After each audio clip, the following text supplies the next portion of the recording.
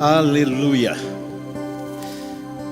Chegamos ao final da série Eleva os Meus Olhos, Salmos de Socorro.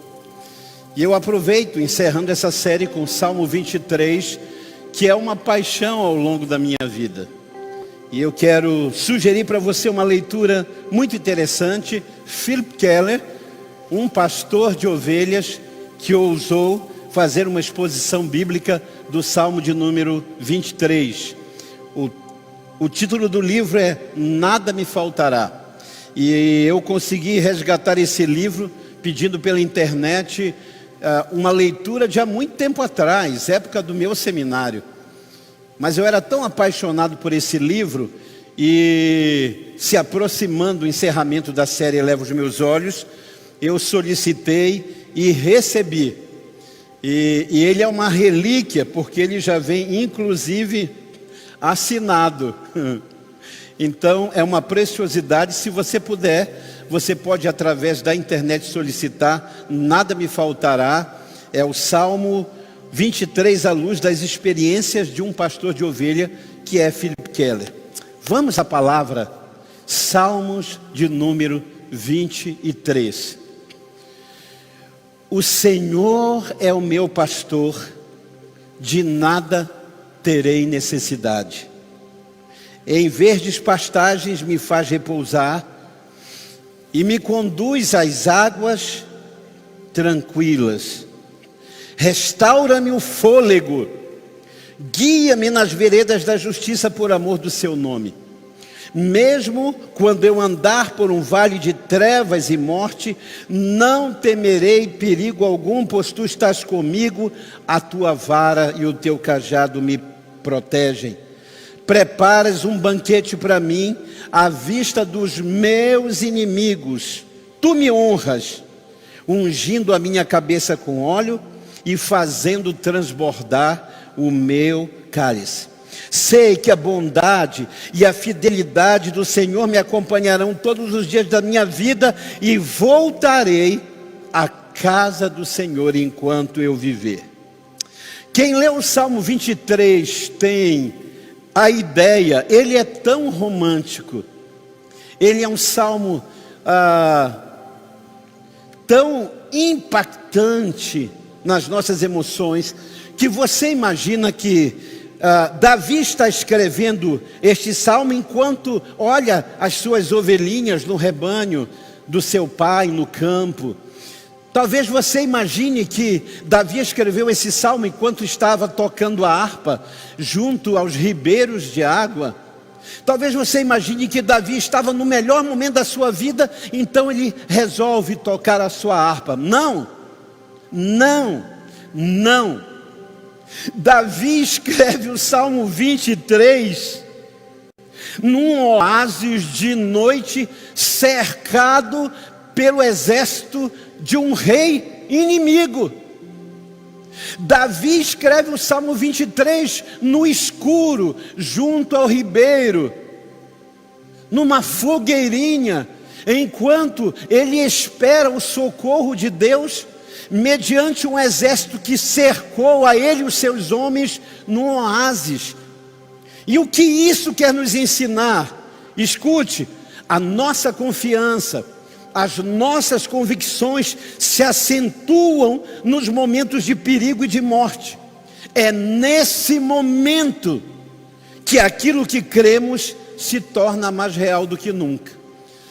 Por isso eu quero pedir que você compartilhe isso, que você socialize, aproveite essa oportunidade e esse nosso último encontro do Eleva os Meus Olhos, e chame os seus amigos, chame família, chame pessoas e diga: olha, há uma mensagem de Deus para você no momento da síndrome do pânico, no momento do perigo. Davi, diga a eles: olha, venham ouvir o salmo que Davi escreveu quando ele estava passando por um cerco do inimigo, uma guerra como nós estamos vivendo, biológica, uma guerra de sentimentos, uma guerra econômica, uma guerra de instituições.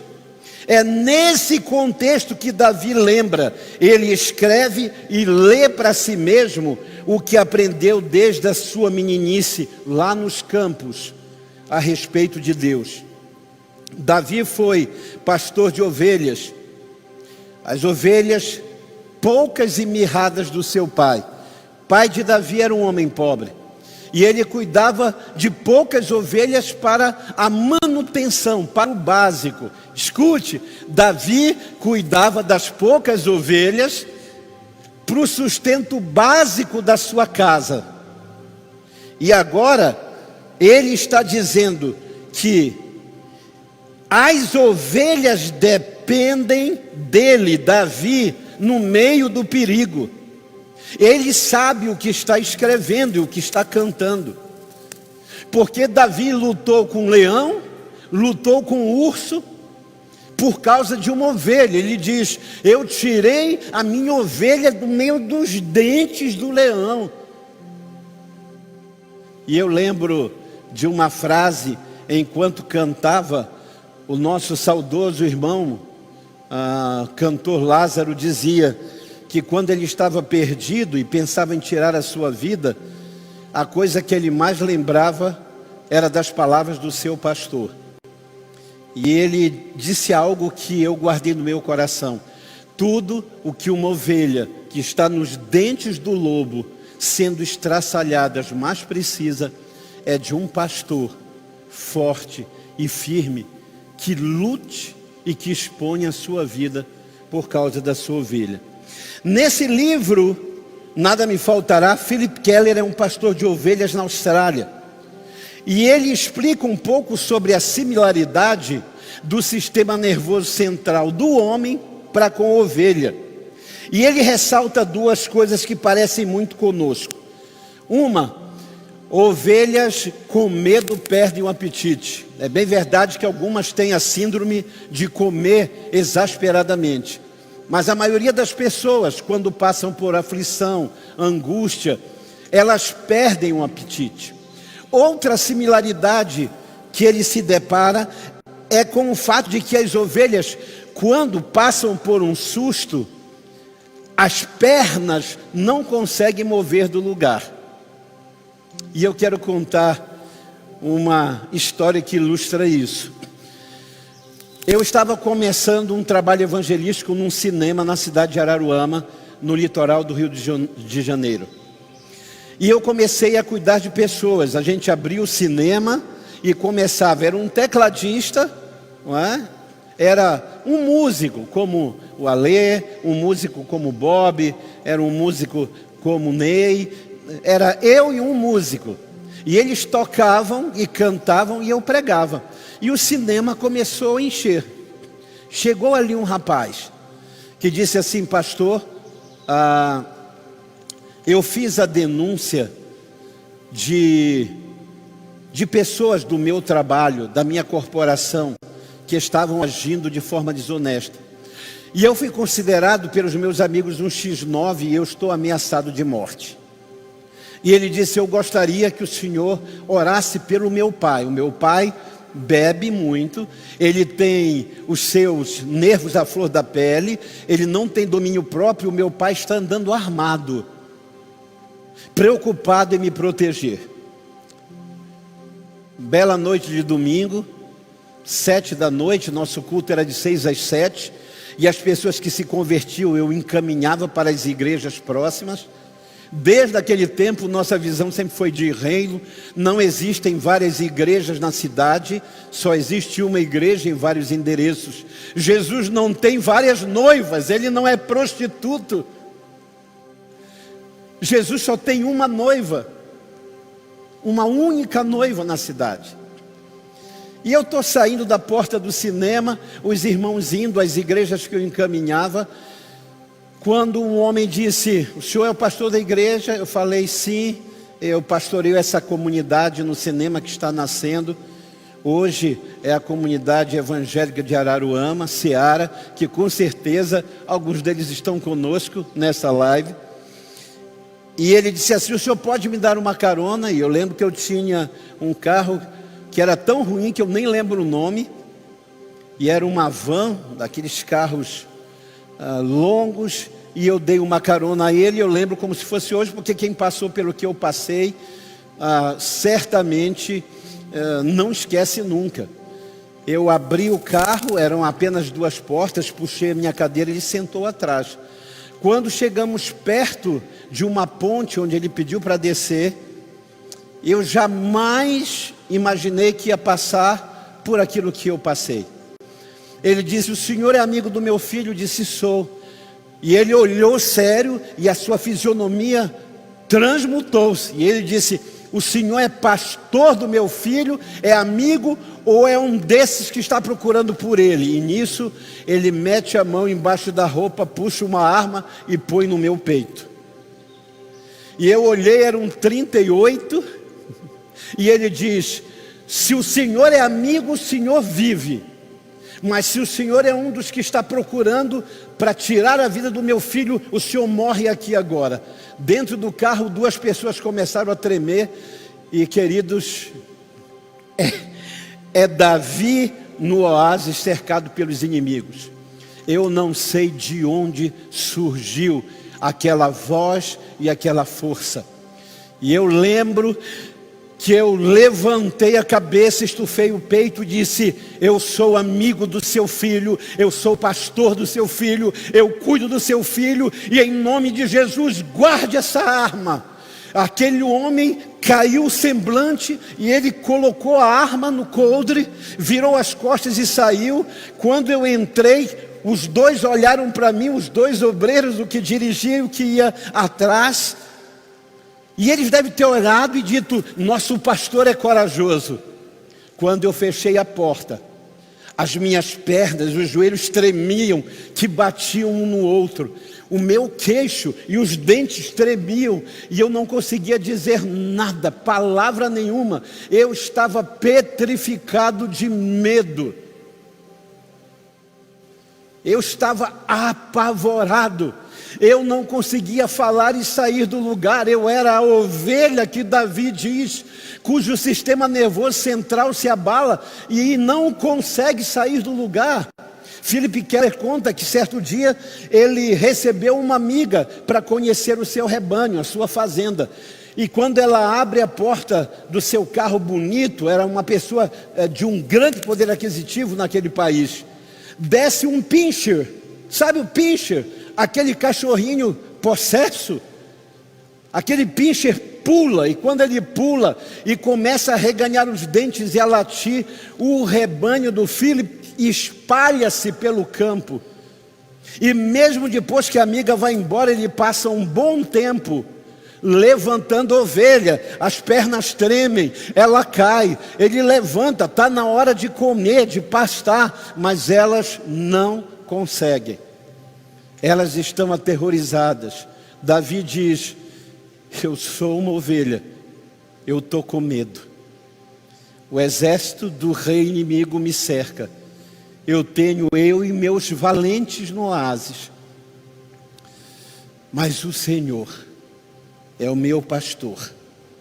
O bom pastor para Davi, no Salmo 23, é aquele que prepara no tempo favorável, no verão da vida.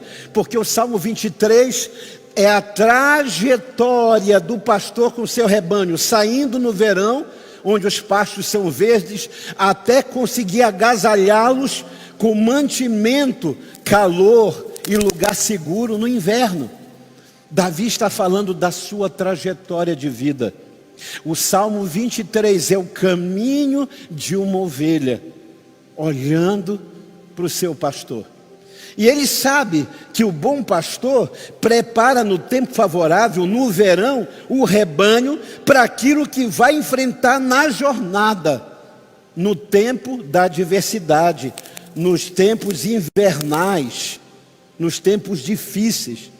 Nada mais oportuno para o tempo tão difícil e invernoso quanto estamos vivendo em toda a terra. Há algumas coisas que a gente não entende, e permita-me abrir o coração.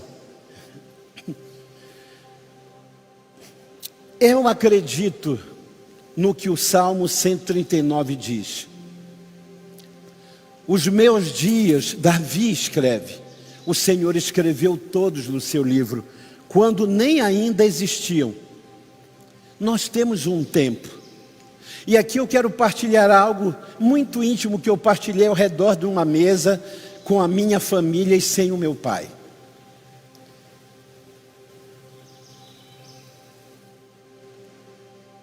Em 2021 era o ano da partida do meu pai.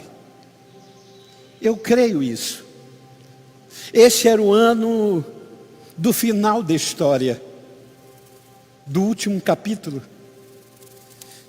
E a gente não entende por que nosso pai teve que ir a um hospital e passar um bom tempo ali.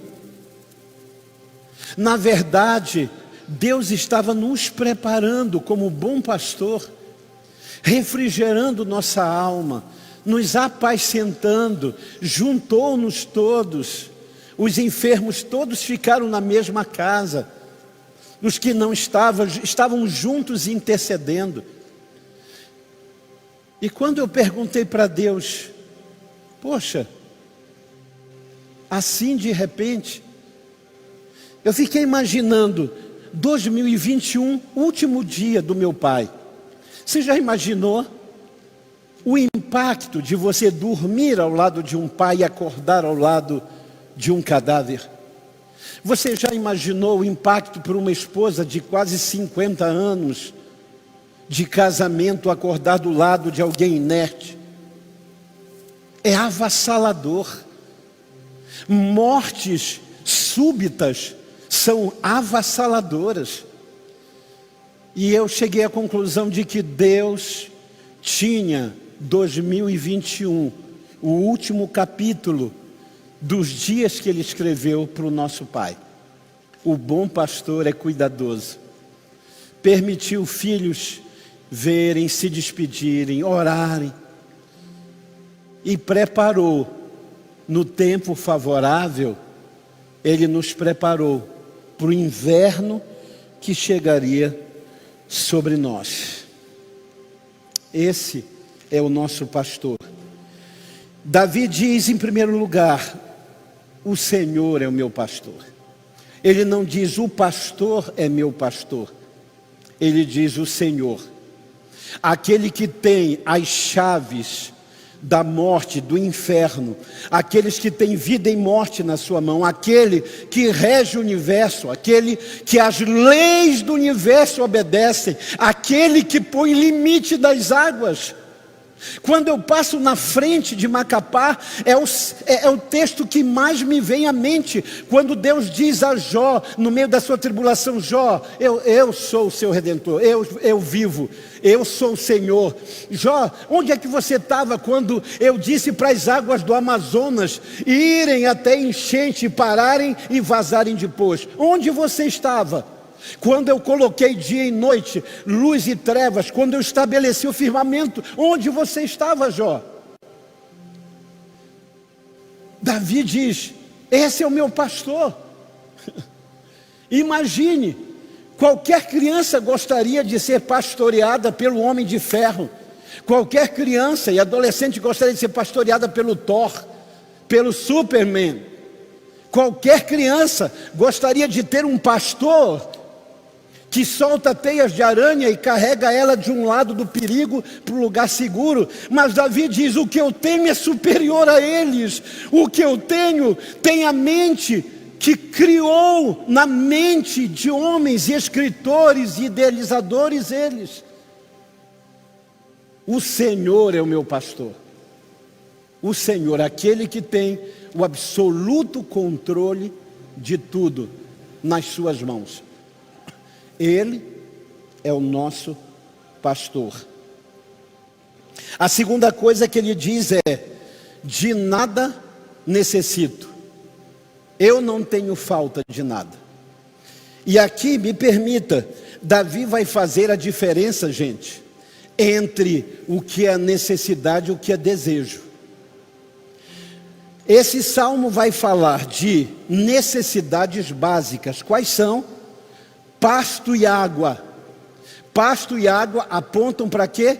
Para a provisão. refrigério para a alma, aponta para quê? Paz, tranquilidade interior. Veredas, guiar pela vereda da justiça, aponta para quê? Aponta para direção. E ainda que eu ande pelo vale da sombra da morte, aponta para quê? Segurança. A ciência do comportamento diz que todo filho, que todo menino, que toda criança precisa de provisão, precisa de direção e precisa de segurança para sobreviver. Tem pais que nunca conseguiram dar a seu filho herança, mas deram ao seu filho provisão, direção e segurança. E os seus filhos sobreviveram, cresceram e são pessoas íntegras no dia de hoje. O que Davi está dizendo? Eu tenho um direito constitucional nessa palavra às necessidades básicas. Deus nunca me deixará faltar aquilo que é necessário. O grande problema é que outras teologias, como teologia da prosperidade, transformaram a palavra de Deus numa lâmpada mágica e transformaram Deus no gênio da lâmpada. Sabe? Teologias surgiram dizendo: pressiona que Deus te entrega, pede que Deus te dá, vai, quer um prédio, quer o helicóptero, quer o avião, não precisa nem trabalhar, passa só no corredor, passa pela porta, só oferte. Não, queridos, não é isso que a Bíblia ensina. O bom pastor é aquele que supre necessidades e não o que realiza desejos. O bom pastor é aquele que tem a responsabilidade sobre si, de levar sobre si, Isaías 53, aquilo que pesa sobre mim como necessidade e que eu não consigo resolver. É isso que a Bíblia está ensinando. Pastor Paulo Borges Júnior afirma: quem no monte ofereceu que daria todos os desejos, se prostrado Jesus adorasse, quem no monte disse: olha, eu te dou tudo o que você quiser, poder, reino, riqueza, mulheres, fama, tudo. Quem prometeu não foi o Deus e Pai de Jesus Cristo, foi Satanás. Por isso ele diz: não suba o monte para fazer barganha com Deus. Não suba o monte para pedir carro, casa, riquezas. Não suba o monte para suprir a sua ganância. Suba o monte para matar a sua vontade. Como Jesus no Getsemane dizendo: eu queria que a minha vontade fosse feita. Ah, se fosse possível, Senhor, passar de mim esse cálice, todavia seja feita a tua vontade e não a minha vontade. Eu amo subir o monte, eu amo orar, mas eu subo o monte pela minha cidade, eu subo o monte pela minha igreja, eu subo o monte pelo meu estado, pela minha nação. Eu não subo para orar porque algo me necessita ou me falta. Sabe por quê? Porque eu não posso esquecer o que a Bíblia diz do bom pastor. A Bíblia diz: Ele, o vosso Pai, sabe o que vocês necessitam antes mesmo de vocês pedirem. Eu não preciso subir um monte para pedir. Eu tenho que subir um monte para interceder. Eu tenho que subir um monte para exercer voz profética. Porque o meu Pai sabe o que eu preciso, antes mesmo que eu abra a minha boca para pedir. E aqui eu compartilho uma ilustração, porque eu creio que as melhores ilustrações são as intervenções de Deus na nossa vida. Durante 10 anos do meu ministério, eu só contava ilustração de outros pastores, as experiências lindas de outros estados e outras nações. Um dia Deus me disse: eu vou te dar experiência suficiente para que você possa testemunhar de mim. Era início de reviver, nós não tínhamos absolutamente sustento, não estávamos organizados, apenas um grupo orando, jejuando e lendo a palavra juntos. Eu morava no Cabralzinho, eu, Luane e Lucas Abraão, que era ainda um menininho, mas bem pequeno. Era um sábado de manhã e era também um feriado, desses feriados que nós temos e caem no fim de semana. Eu levantei cedo como todo provedor, como todo marido responsável, como todo pai. Eu levantei e abri a geladeira, não tínhamos nada. Abri a despensa, não tínhamos nada. E eu comecei a pensar, como será difícil para mim ver acordar a minha esposa e o nosso filho e não termos absolutamente nada. Foi uma das maiores experiências que eu tive com os salmos. Eu lembro que eu saí da nossa pequena casa,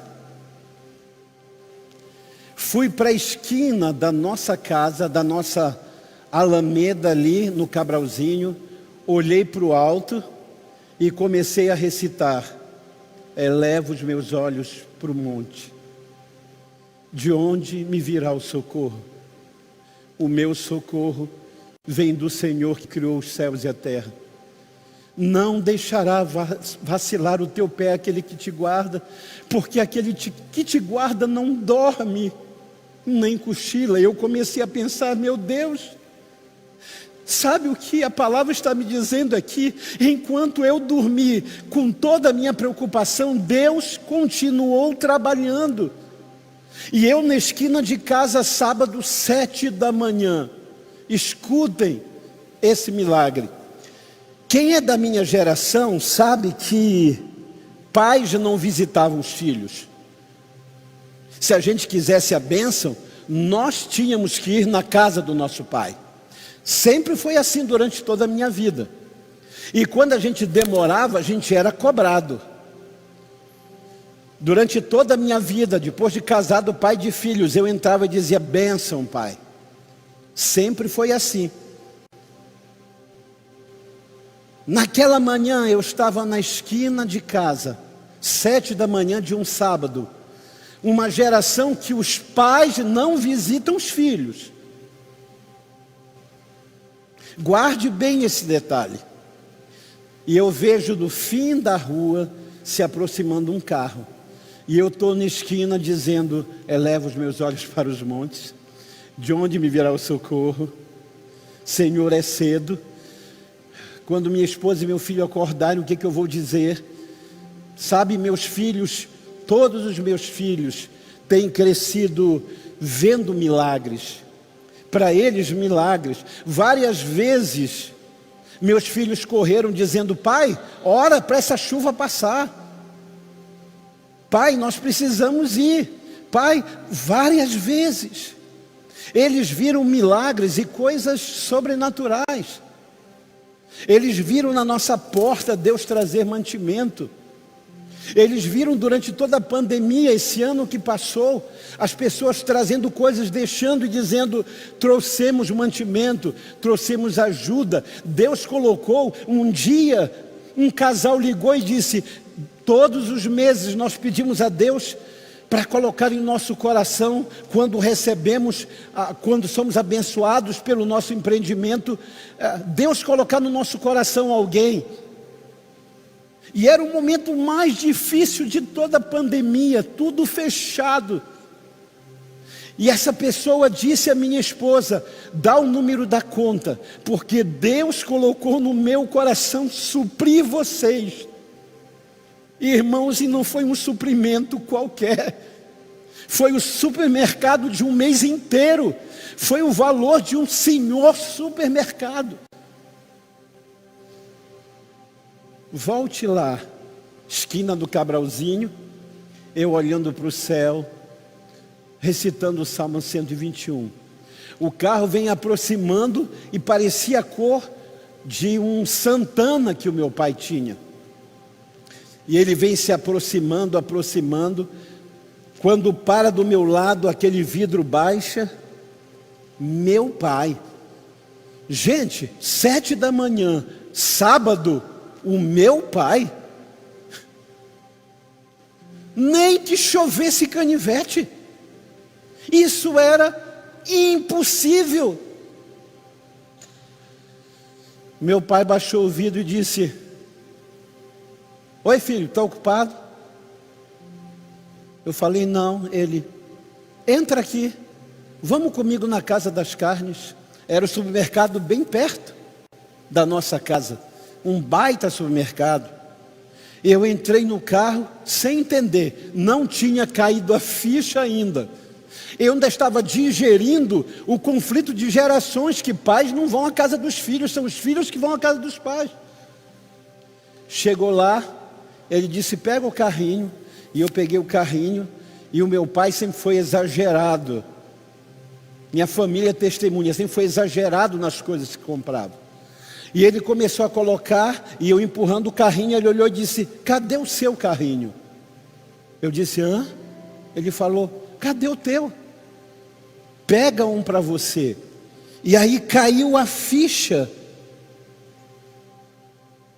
Fui moço, hoje sou velho, mas nunca vi o justo desamparado, nem a sua descendência mendigar o pão. Naquele dia o meu pai me deixou em casa, abarrotado de compras, foi embora. Eu acho que foi a única vez que em todo o tempo, naquele residencial, meu pai apareceu.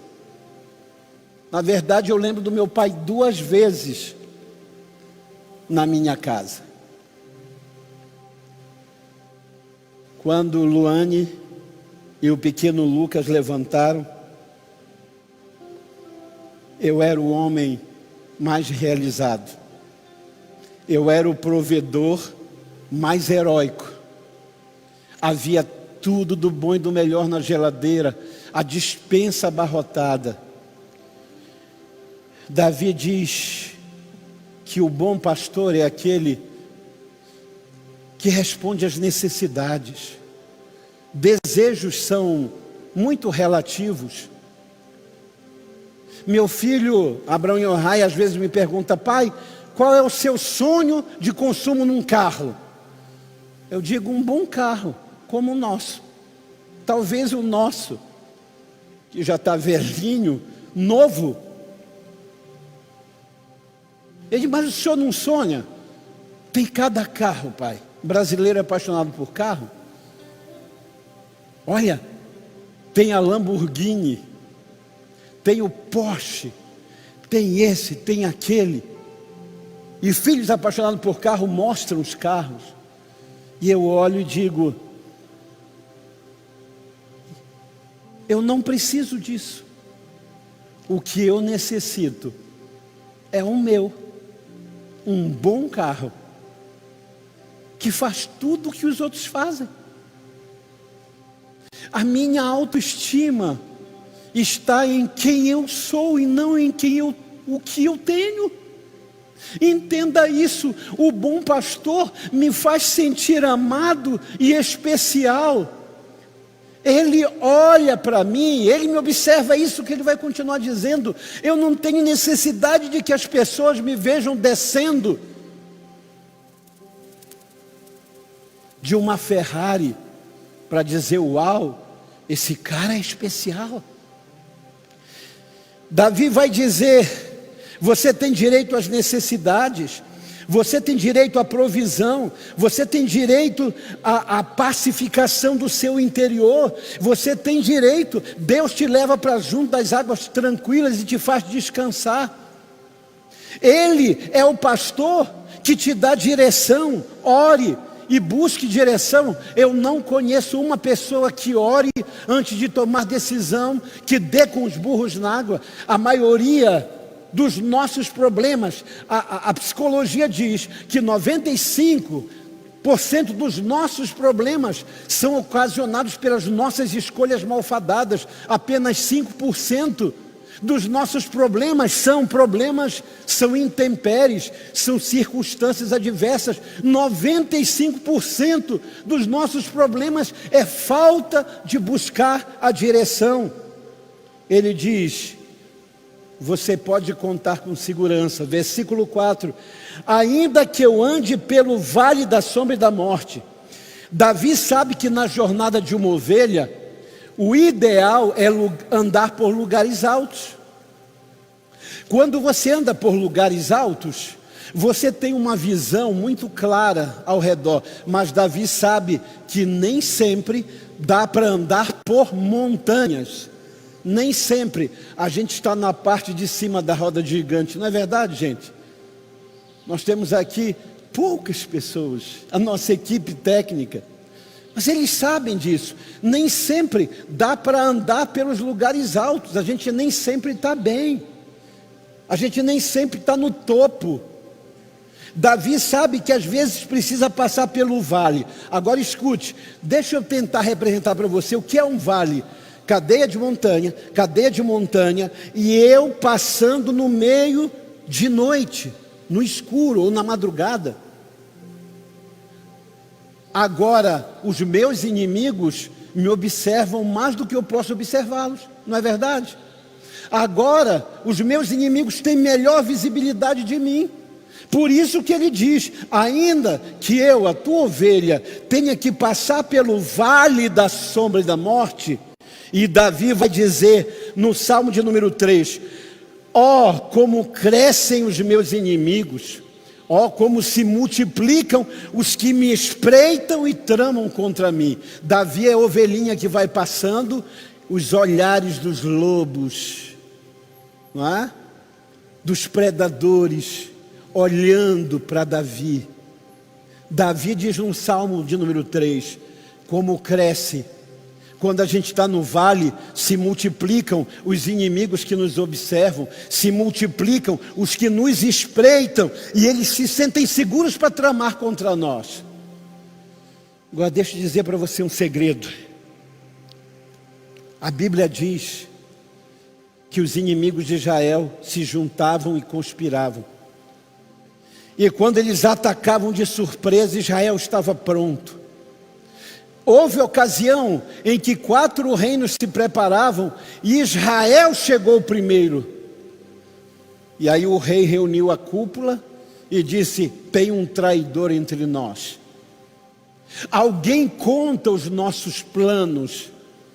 E aí um conselheiro disse: não, é o Deus de Israel que conta para o seu profeta tudo que tramamos aqui. Deixa eu dizer para você, você pode estar passando pelo vale onde inimigos tramam contra você, o teu cargo, o teu trabalho, a posição que você tem. Tramam no teu ministério, tramam no meio da tua família. Mas eu quero dizer a você uma coisa nesta manhã: o bom pastor é quem revela aos seus as veredas confiáveis, os caminhos de justiça.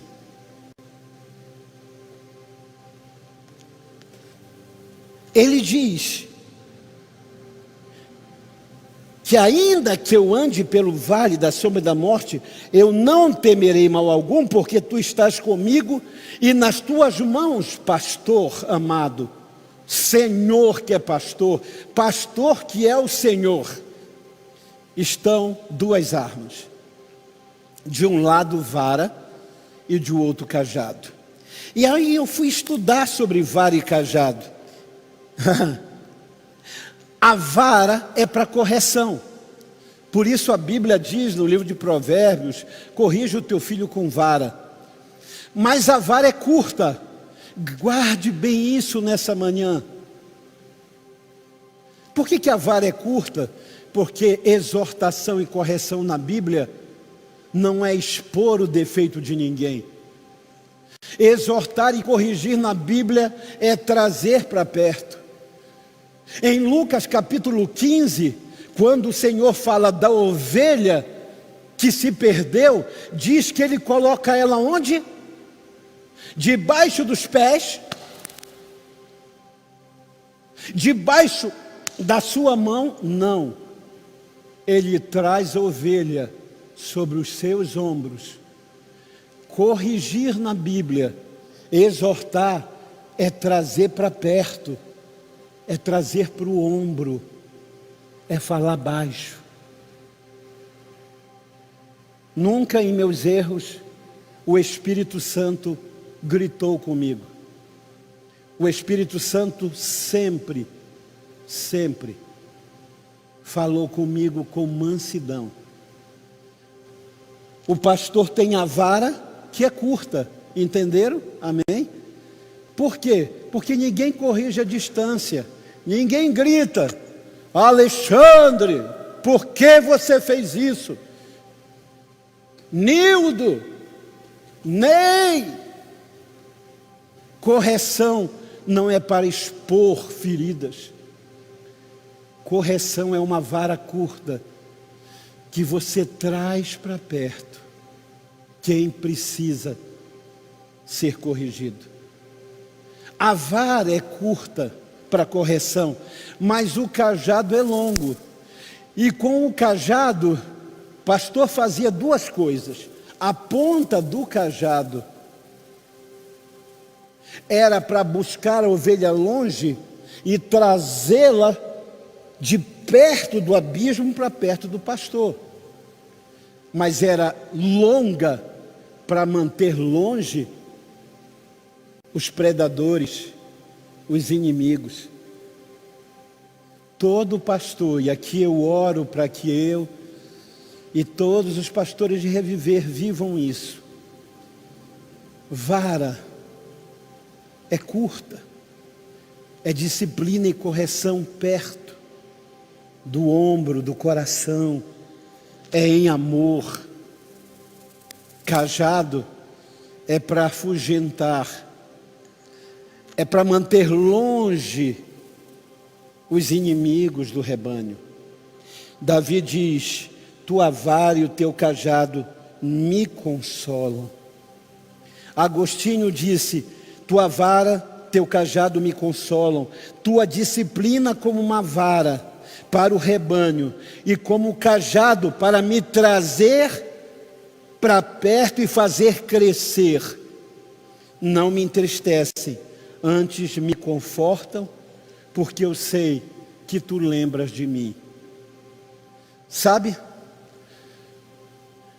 Todos nós lembramos com saudade a disciplina dos nossos pais.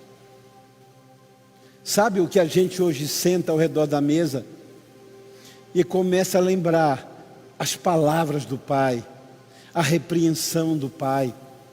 Quem perdeu a mãe nesta pandemia está lembrando de como a mãe falava, imitando os trejeitos. Quem perdeu pessoas que amavam e eram autoridades pastorais sobre a sua vida está lembrando quantos pastores se foram nesta pandemia. E as ovelhas postando, ele falava comigo, ele dizia assim, ele era desse jeito, eu lembro.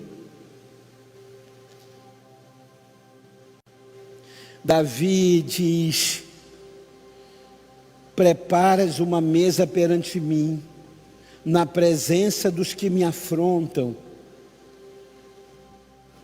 Honras-me, ungindo a minha cabeça com óleo, e o meu cálice transborda. E aqui, Davi aponta para duas vertentes. Primeiro, a mesa poderia ser o lugar alto, que era chamado de mesa. À noite, o pastor jogava as ovelhas para cima daquele lugar alto chamado mesa e ficava sentado olhando lá embaixo tudo o que acontecia. Pode ser que Davi esteja falando disso.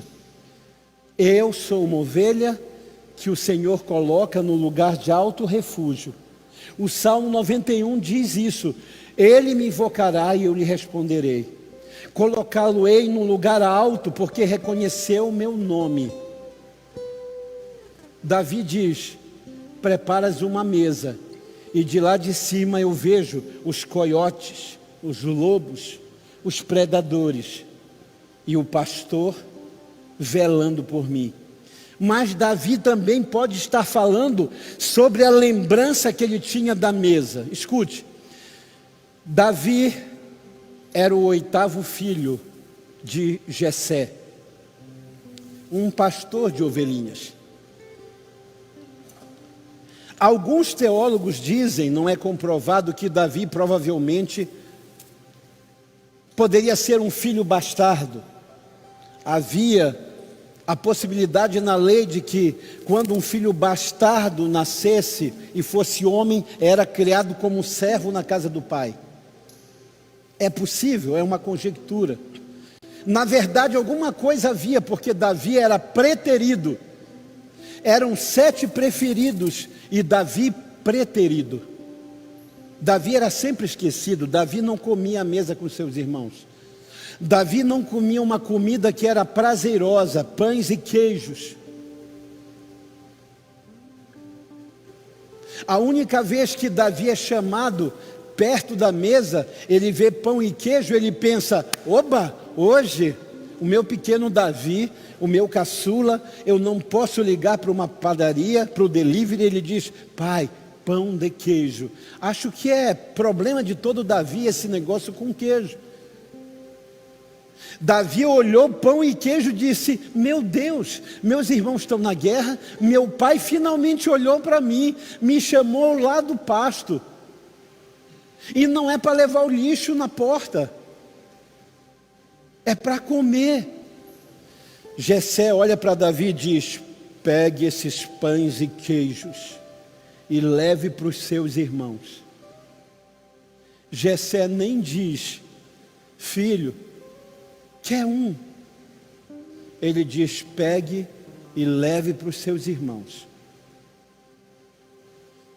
Quem é da geração patriarcal sabe o que é uma ordem de um pai.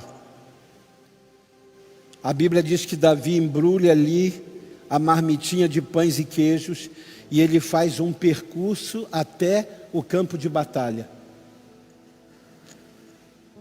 Davi vai até o campo de batalha,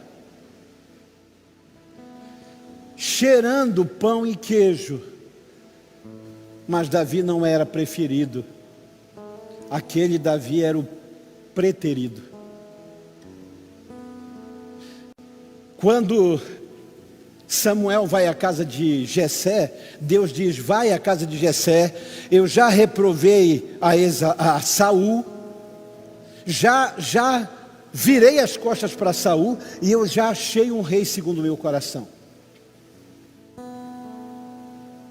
Samuel chega lá, os 7 filhos que se tornam valentes de Davi mais tarde, os 7 filhos de Jessé, cada um mais alto, robusto, cada um mais forte que o outro.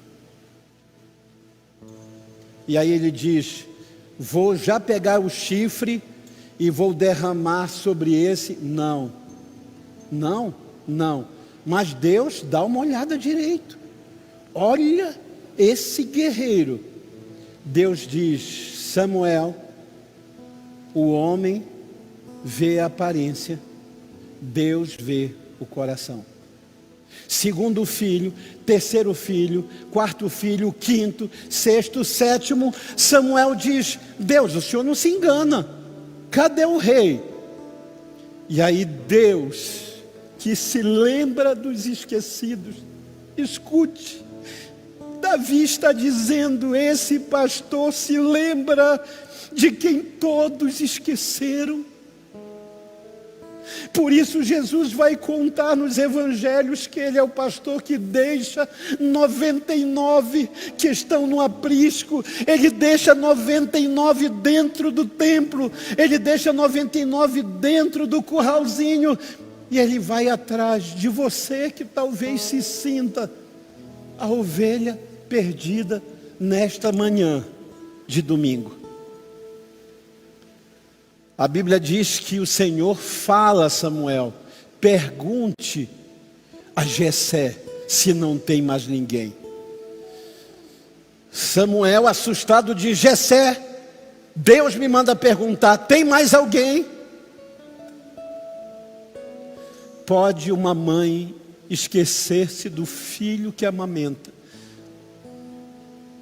Todavia eu, Senhor, nunca me esqueço de ti.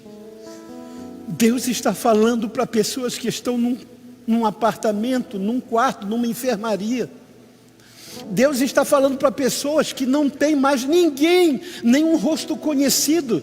Só a equipe médica pode entrar. Deus está falando a pessoas que você ama na UTI, dizendo: eu sou o pastor que lembra de quem o pai esquece, de quem a mãe esquece. E aí Jessé diz: é verdade, tem Davi, ruivinho, magricela, cheirando a pasto, cheirando aos dejetos de ovelha. O pai está dizendo: não serve. E aí Deus faz Samuel levantar na mesa que está preparada, com todas as iguarias para receber o profeta e sacerdote e juiz. Samuel é tudo isso. Ele levanta, olha para todos eles e diz assim: ninguém senta até que Davi chegue a essa mesa. Ah, irmãos, eu não sei o que você está sentindo aí, onde você está ou quando você estiver. Davi foi renegado a vida inteira, esquecido a vida inteira. Davi foi invisível. Sabe o que é alguém invisível à sua família? É a pior dor que existe, a invisibilidade à sua própria família. Mas agora Deus diz através de Samuel: ninguém senta nessa mesa até que o convidado de honra chegue. Quando Davi entra, Deus diz: achei o rei de trás das malhadas. Deixa eu dizer, Deus não olha você quando você se sente especial ou não. Deus te olha e te vê como Ele te fez. E Davi sempre foi amado de Deus. Davi sempre foi desejável aos olhos de Deus. A mesa era a lembrança de como Deus mudou a vida de Davi. Alguém que não sentava à mesa, agora é o rei de Israel. Alguém que era invisível e esquecido, tem todos os holofotes, todas as redes de televisão, todas as câmeras, todos os flashes estão sobre ele. E ele diz: o meu pastor lembra-se de mim. O meu pastor lembra-se de mim.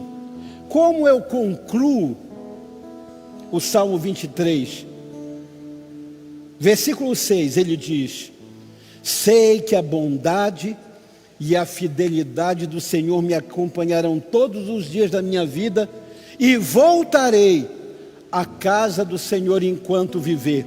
Essa expressão é histórica, é profética, está falando do para sempre com Deus, sim.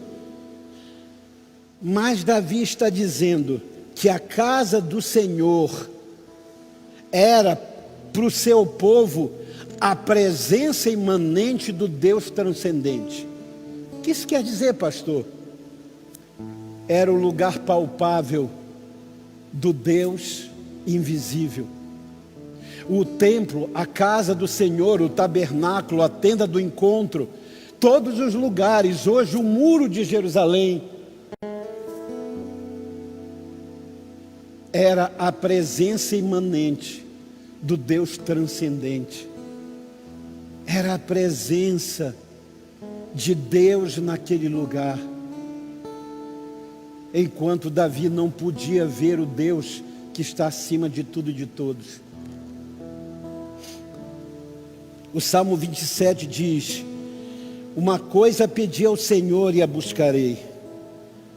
E eu queria que os nossos ministros cantassem: uma coisa eu vou pedir, deixa eu ficar neste lugar todos os dias da minha vida.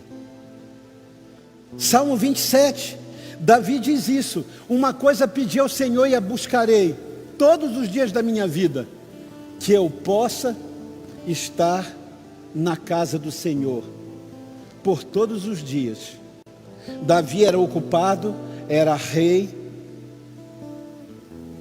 Davi era muito rico, mas Davi sabia o valor deste lugar, o valor da casa imanente do Deus transcendente. Não que Deus habitasse ali, Deus não habita em templo feito por mãos humanas, mas era o palpável do Deus Altíssimo. Davi amava estar na casa do Senhor. Um dia Davi entrou, eu já tive essa experiência de ver um pardal, uma ave, um bem-te-vi, no alto do nosso templo. Davi diz: até o pardal encontrou casa, e a andorinha ninho para si, e eu encontrei os teus altares, Rei meu e Deus meu. O meu desejo é que, embora Deus não habite em templos feitos por mãos humanas, no dia 2 de maio, quando as portas se abrirem com todo cuidado, eu possa ver neste lugar o que Pedro diz. Pedro diz: vocês são as pedras vivas de um templo espiritual que Deus está construindo. Eu não tenho saudades, irmãos, de cadeiras e paredes.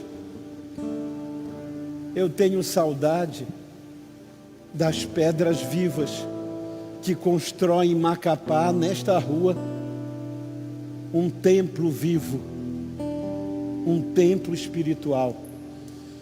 Por isso, vir aqui de manhã ou à noite no domingo e encontrar a nossa equipe, ver pastor Antônio ali no computador, ver o Didi no som, ver o Joel, o Júnior na transmissão, sabe? Ver o Nildo, ver o Alexandre, ver o Ney, ver a Laíse, que sempre está junto com seu esposo. Num prédio de 900 pessoas, a gente se olha de longe, uns dos outros, mas quando eu vejo, eu lembro quanto prazer Davi tinha em estar na congregação. Meu desejo, minha oração, é que quando tudo isso passar, e vai passar em nome de Jesus, quantos dizem amém? Vai passar. Meu desejo é poder reencontrar todos vocês. Eu chorei semana passada em ver um vídeo dos parentes da Austrália se encontrando com os parentes da Nova Zelândia. Netos abraçados e chorando com seus avós, pais abraçados e chorando com os filhos, porque os aeroportos abriram, não tem mais máscaras, zero de morte e de contaminação. Eles respeitaram os protocolos, respeitaram o isolamento, o lockdown, vacinaram a população, e agora eles chorando se reencontram. E eu tenho convicção de que no dia em que eu encontrar todos vocês e não tivermos mais medo uns dos outros, porque a coisa mais cruel durante esse tempo é eu ver meu pai, mãe, irmãos de longe, É no dia das mães deixar um presente na porta e sair correndo, como filhos deixaram cestas no dia dos pais e saíram correndo. É a coisa mais cruel. Eu creio que o bom pastor, ele está preparando tudo para que a gente se reencontre. Com muitos vamos reencontrar aqui, mas 1.500 amapaenses de nascimento ou de coração, nós só vamos nos reencontrar nas mansões celestiais. Meu sentimento, meu consolo e conforto como um pastor de ovelhas a você, porque eu perdi um pai, mas o bom pastor está me consolando todos os dias. E a minha grande alegria será no dia que todos vacinados, imunizados, sem máscaras, se encontrarem neste prédio enorme, tão vazio hoje, e eu puder contar cada um, porque eu lembro de cada um de vocês, do lugar onde cada um senta. Sempre tive o prazer de estar à porta pelo menos meia hora, sorrindo e abraçando as minhas ovelhas. Mas o bom pastor cuidará das nossas necessidades até nos reencontrarmos. Vamos adorar ao Senhor e eu volto para orar com você, em nome de Jesus. Amém. Uma coisa vou pedir, deixa eu ficar neste lugar todos os dias da minha vida. Uma coisa vou pedir, deixa eu ficar neste lugar todos os dias da minha vida. Coisa vou pedir, deixa eu ficar neste lugar todos os dias da minha vida. Uma coisa vou pedir, deixa eu ficar neste lugar todos os dias da minha vida. Nós adoramos aquele que faz vindo aos teus anjos. Nós adoramos aquele que faz por seus ministros. Nós adoramos aquele que faz vindo aos teus anjos. Nós adoramos aquele que faz fogo aos seus. Nós somos seus ministros. Não negue o seu fogo. Nós somos teus ministros. Queremos queimar, queremos queimar. Nós somos teus ministros. Não negue o seu fogo. Nós somos teus ministros. Queremos queimar. Uma coisa vou pedir, deixa eu ficar neste lugar todos os dias da minha vida. Uma coisa vou pedir, deixa eu ficar neste lugar todos os dias.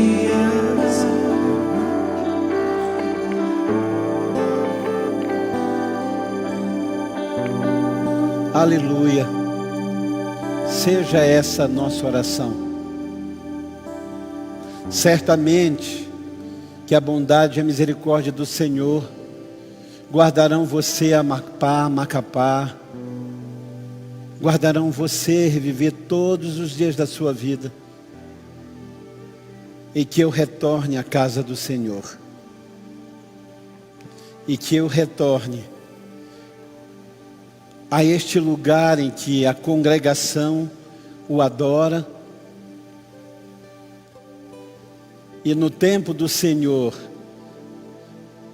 que você retorne à casa paterna. Que o Senhor te abençoe e te guarde. Que o Senhor faça resplandecer sobre ti o seu rosto. Que o Senhor sobre ti levante o seu rosto e tenha misericórdia de ti. Que o Senhor te dê a paz. Macapá, Amapá, Brasil, nações da terra, o bom pastor ama você.